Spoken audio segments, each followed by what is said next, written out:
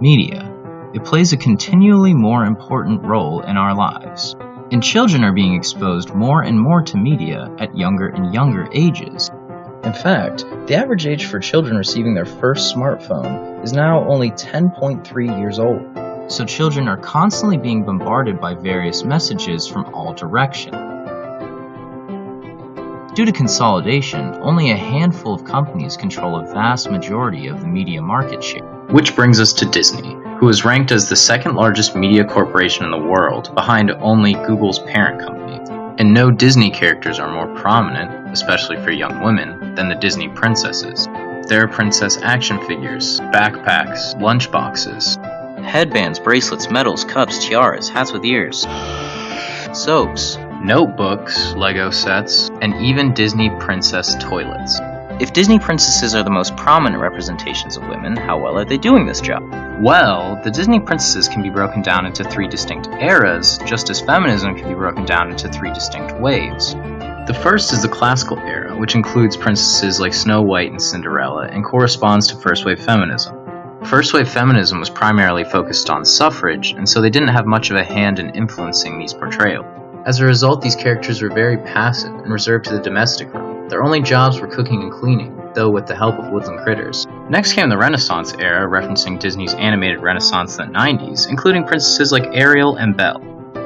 Second wave feminism saw women refusing to be confined to the household, seeking empowered roles in the workplace.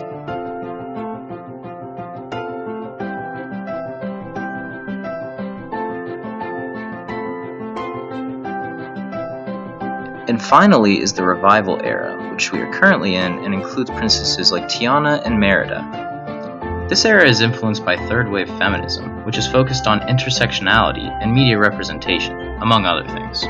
Which is why we have empowered female characters like Merida, who refuses to just accept a suitor and takes fate into her own hands. In movies like Frozen, which still includes the fairy tale cliché of a moment of true love at the end, but it occurs between sisters rather than with a male suitor. This matters based on a theory of mass communication known as cultivation theory. Basically, cultivation theory says that over prolonged exposure, people begin to believe the subjective representations they see in media as objective truths.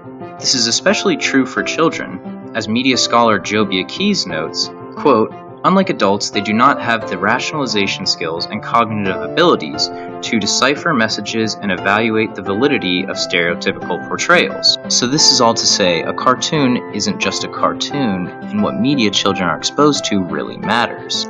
This is not to say that the Disney princesses are evil, or that children should not be exposed to them, but children, all children, need empowered characters that they can identify with because, as Dr. Dorothy Hurley said, it is clear that children, if they are to develop a positive self-image, need to see themselves or their images in texts.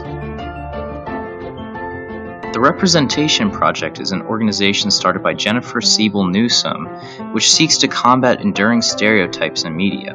Newsom started it after her 2011 documentary Misrepresentation, and the organization continues to be active in various forms of digital activism.